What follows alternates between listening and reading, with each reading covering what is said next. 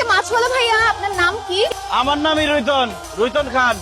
আমার বাবার নাম পাঙ্গাস খান, আমার দাদার নাম কাতলা খান। আপনি কি মাছ বিক্রি করেন? জি না, মাছ বিক্রি করি না, স্বর্ণ বিক্রি করি। কয় ভরি লাগবো আপনার? কি বলতেছেন ভাইয়া আপনি? আমি তো দেখতেছি আপনি মাছ বিক্রি করতেছেন।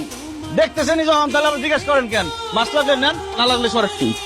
আসসালামু তুই আপনি এই জেলার ঘরে তাইলা তুই কি ভাবছস এই স্যুট কোট পরলেই তুই ভদ্র মানুষ হয়ে যাবি?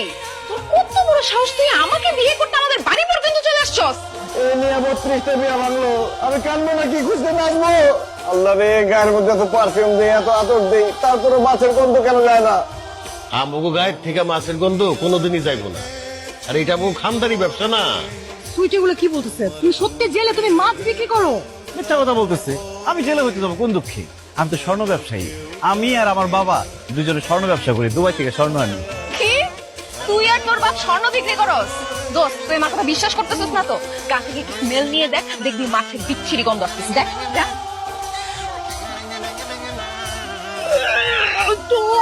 মাই গড, তুই তো সত্যি কথাই বলছিস। এই দোকান এখন বন্ধ করো, নাইলে আমি কিন্তু ভাঙা খোলা করে ফেলাম। কেন? আমার মাছের দোকান থাকবি কেন? আমার বিয়ার বয়স হয়ে গেছে, এখন আমার বিয়া করতে হইব। এই মাছের ব্যবসা যতদিন থাকবো, এতদিন আমি বিয়াও করতে পারবো না, সংসারও করতে পারবো না।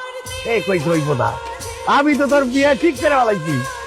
ঠিক আছে আব্বা, সত্যি আমার বিয়া ঠিক করে ফেলাইছো? এই যে ওরে ফকিন্নির বাচ্চা, ফকিন্নি গাড়ের মরা, তুই নি পাত্রী? হ্যাঁ, আমি তো পাত্রী। পাঙ্গাস টাকা তো তোর লাগি আমার বিয়া ঠিক করতে। তুই তো আব্বা তুমি এটা কি কাজ করছো? এই মাছ কাটেন না ফকিন্নির সাথে আমার বিয়া ঠিক করছো? কি করবো, নাসিবা ছাড়া আর কোনো মাইয়া তোর সাথে বিয়ে বসে রাখি না, এই জন্য নাসিবার সাথেই তোর বিয়ে ঠিক করছি। আব্বা তোমার কি মাথা খারাপ হয়ে গেছে? সে বাজারের মধ্যে মাছ কাটে, এরকম একটা বেড়ির সাথে তুমি আমার বিয়া ঠিক করলা কোন আক্কেলে? আরে মাছ কাটলে সমস্যা কি? মনে কর আমাকে ব্যবসার একটা বাইরে গেল, আরে আমরা বাপ বেটা মাছ বিক্রি করলাম, আর নাসিমা মাছ খাইতে দিল, মাছ বিক্রির টাকা আর কাটার টাকা দুইটাই আমাকে তাইকা গেল। তারপর বাচ্চা কাচ্চা হইলে এখানে একটা ভাতের হোটেল খুলে পড়বো। আমাকে যে বাচ্চা কাচ্চা হইবো, ওগুলো মাছ কাটবো আর মাছ বেচবো, মানুষ যে খাইবো আইসা ওই মাছ খাইবো, তাহলে আমার টাকা পয়সা সব থেকে দেবো। খুব বেশি ভালো হয়ে যায় না? খুব ভালো কথা কইছিস তো। চুপ করো। দরকার হলে সারা জীবন আমি বিয়া না করে থাকুম, তবে ভুটকি মাছ কাটেন আমি বিয়া করবো।